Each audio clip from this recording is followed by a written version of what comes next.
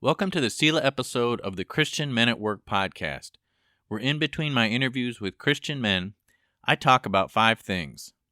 S is something on my heart. E is an example of faith at work. L is logos, or a passage from Scripture related to work. A is an announcement. And H is a handy tip to help you be more effective at your work.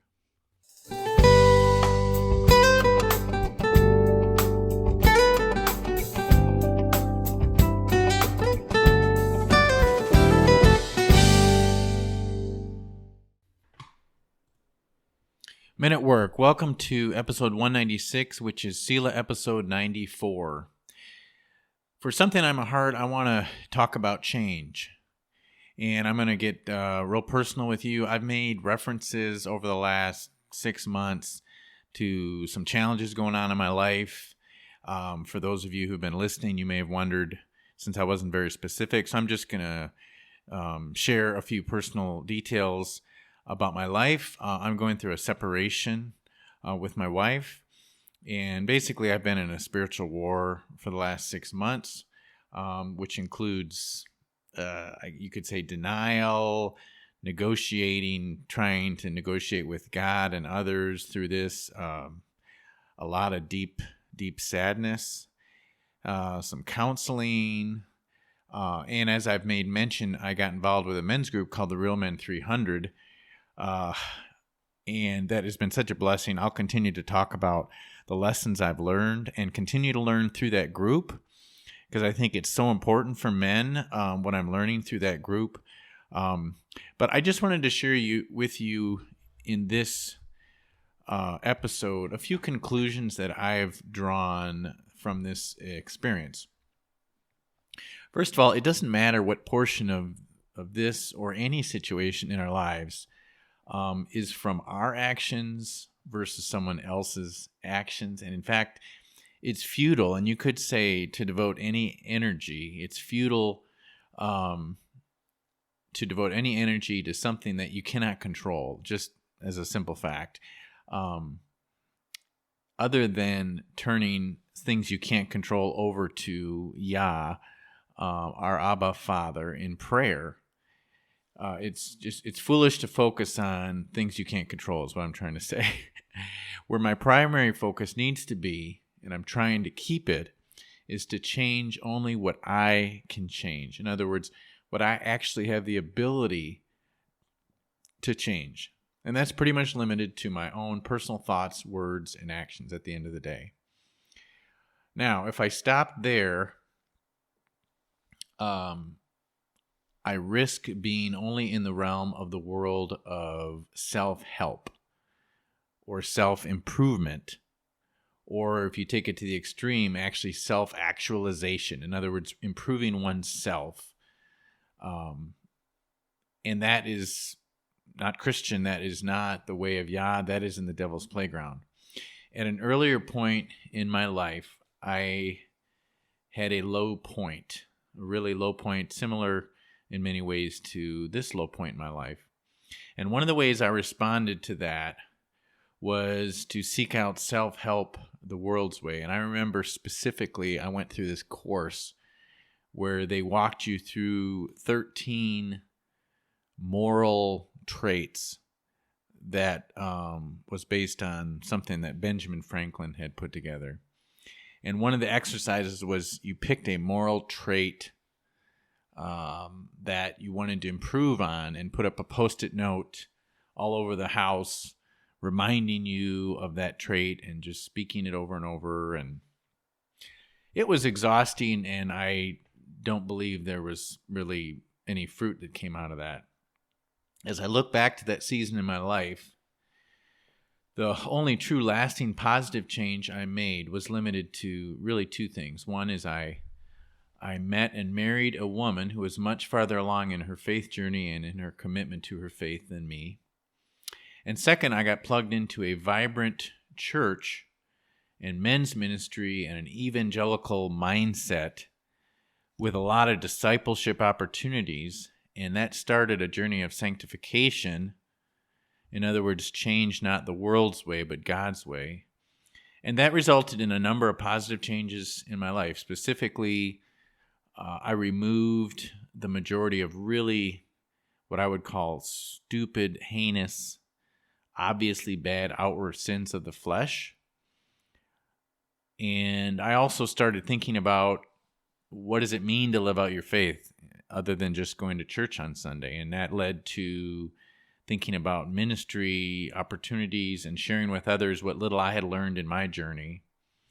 And some results of that included me writing a book about faith at work, as well as starting this podcast, because there was a big aspect of, at that time, that I was focused on, where I had made errors as it related to trying to get rich quick, okay? For those of you who heard any bit of my story on that, I quit my job way back when and was trying to become a real estate millionaire and ended up getting bankrupt. And so that was kind of where my focus was in terms of a different mindset I wanted to have. And what I'm partially realizing now is that I did not change significantly what Yeshua or Jesus had said was the most important thing to change, and that was my heart.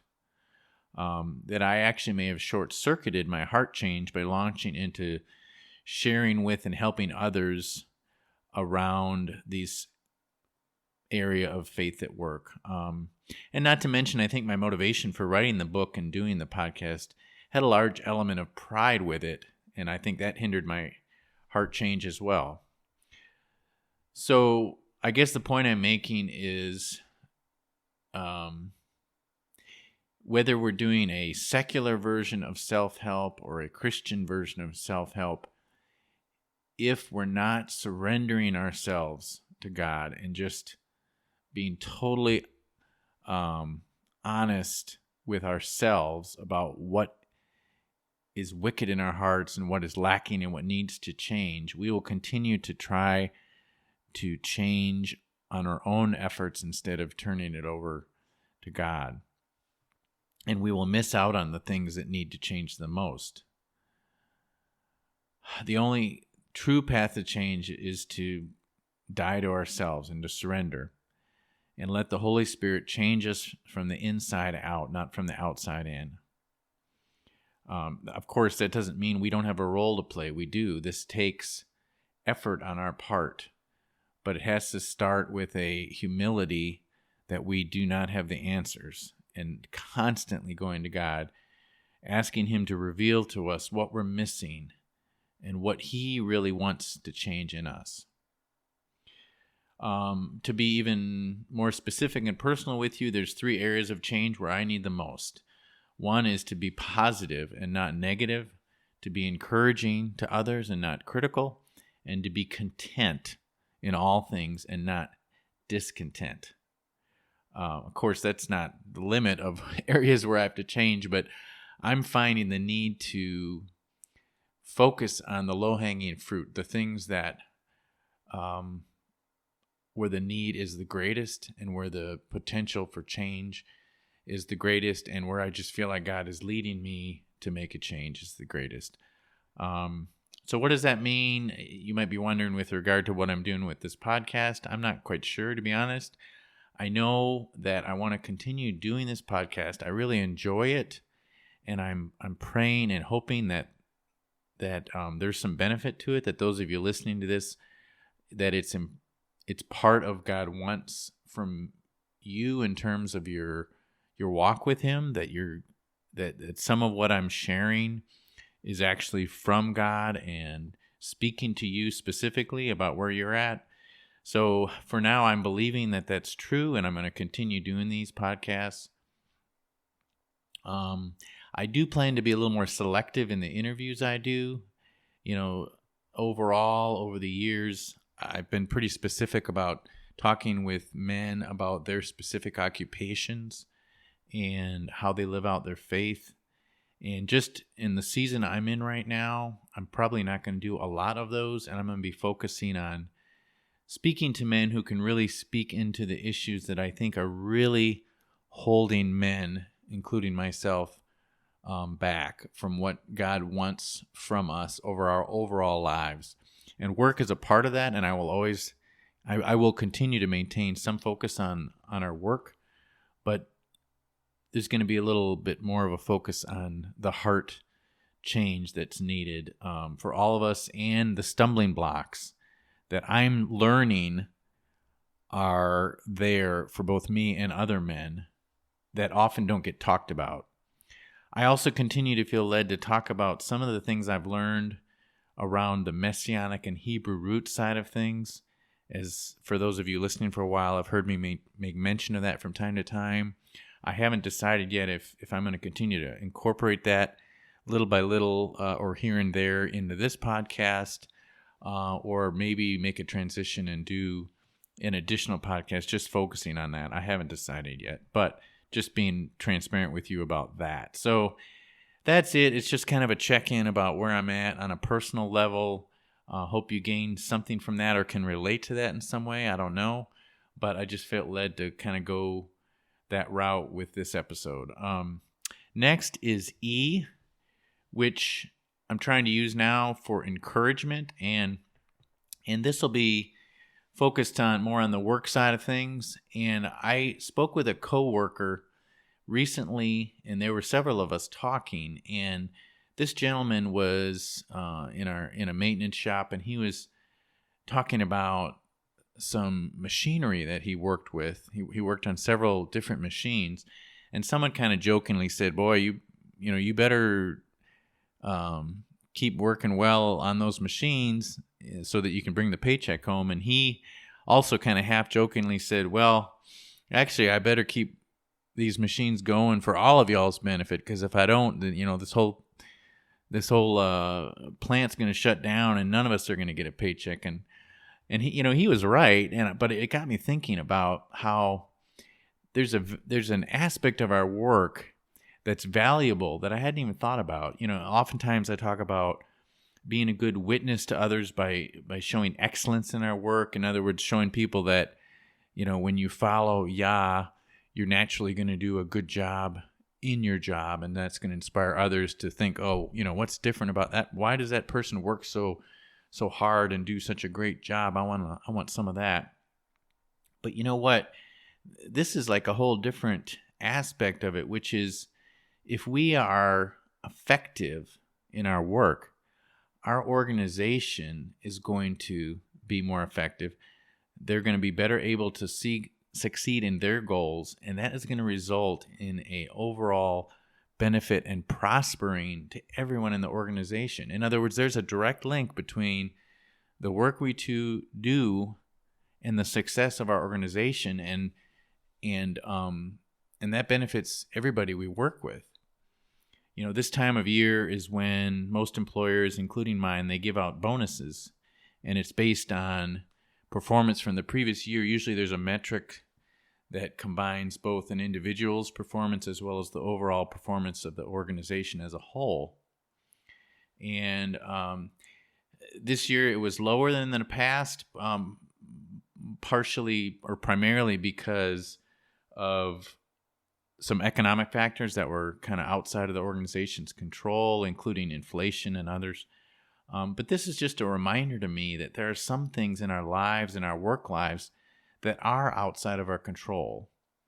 But just as bonuses are calculated by both individual and corporate performance, there are some things that are in our control and some things that are not in our control. And our focus should be on those things that we can control. I was at a men's retreat years ago where a pastor gave a talk about owning our zone. In other words, identifying the parts of our lives that God has given to us to be head over and to have control over. Of course, that includes our marriage and our families, as well as the specific role that we have in our work, and not worrying about other people's zones, or things that are outside of our control, but focusing on the things that we can control. And then you combine that with the comment from my coworker, where the difference we make in our organization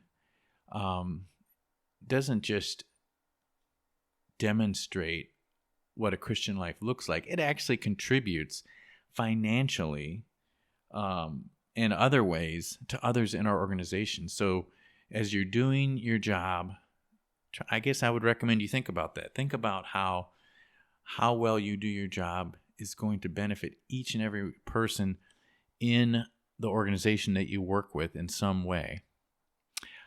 All right, next is L, which I'm trying to use these days to talk about laughter. And I was thinking about something else, and this has a tie into work as well, and that is that I've noticed how different are the sounds of people's laughter. In fact, you might say that there's more variety in our laughter than there is in the sound of our voice. You know, a lot of times we notice when people have an accent or just have maybe a high voice or a low voice. But, you know, it's interesting how when you hear people laugh, there's a lot of different laughs out there. And it's just another aspect of diversity and how God made us all unique and special in so many ways. And it also reminds me how, to be honest with you, I've sometimes judged people over something as trivial as their laugh. In other words, some people's laugh I like, and some people's laugh I don't like. Like it's kind of annoying to me. And I was just thinking about that. Why should I be annoyed by someone's laughter? You know, I should appreciate any time I hear laughter and not look for something negative about it, right? Yeah, I mean that is true of judging others for anything, including things we talk about a lot in our society, like the color of another person's skin or something like that. But someone, you know, I think it's also true of just something like laughter or anything we can think of. If we find ourselves annoyed or judging others over something like that, that should just be a check on our heart not to do that.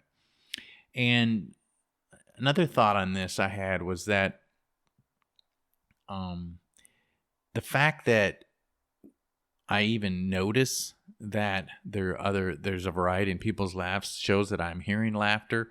And, you know, if you don't laugh, you're not showing others how you have a unique laugh. And so I encourage you not just to appreciate the uniqueness of the laughs of your coworkers, but be someone who does laugh. And also someone who through their actions and words encourages and leads others in your workplace to laugh as well. All right, next is talking about adversity in our lives. And I just wanted to share 1 Peter 5, verse 10. But may the God of all grace, who called us to his eternal glory by Christ Jesus, after you have suffered a while, perfect, establish, strengthen, and settle you. So, I mean, the main takeaway, I guess, from this verse is a reminder that suffering is not all bad and ultimately serves an important purpose that God has for us, and that is to perfect, establish, strengthen, and settle us, all of which are very important end results that we should want in our lives. And are things that are not going to happen to a large extent any other way than through some form of suffering. So when we are lamenting over suffering in our lives, whether it's imposed on us outside of our actions or things that are a result of our actions, I guess I would just encourage you to look on the bright side that suffering will result in these important things in our lives to perfect, establish, strengthen, and settle us in ways that cannot happen any other way. And to wrap up with H, a handy tip, and I've been randomly grabbing some lessons out of this great book called Proverbs for Business by Steve Maher. I encourage you to get it. I have a paperback, so it seems to be available in obviously in paperback. Probably easy to find. But anyway, from week 11, day 4, it says, do you comply with employment laws but harbor discrimination in your heart? And I kind of just randomly opened up to this, but it made me think about being partial to others, about laughter and other things in the job. But the first scripture is Job 13, verse 10. He will surely reprove you if you secretly show partiality. So it says we all grow up with certain biases toward other people, whether these biases are based on race, gender, social class, or some other characteristic. Our preconceived notions create a distinct grid through which we view and evaluate the world. If you are harboring prejudice in your heart, God calls you to examine your motives and repent of your sinful attitudes. The Bible clearly instructs us not to show partiality. Ask God to help you see the complete person. Always make promotion and hiring choices based on merit, not according to your personal preferences. In today's highly competitive marketplace, you can't afford to let prejudice stand in the way of success. If you make wise choices and hire the best people for your business without discrimination, your business will prosper. And then it says, Proverbs 24:23 says, to show partiality and judgment is not good. So there have been times, just some commentary here, where I've been negative on a lot of the corporate messaging that I've gotten over the years around discrimination and how they've been negatively influenced by the world, in particular around like the LGBT issues. And I still agree that businesses and no one else should be promoting a lifestyle that is opposed to God's word. I still agree with that.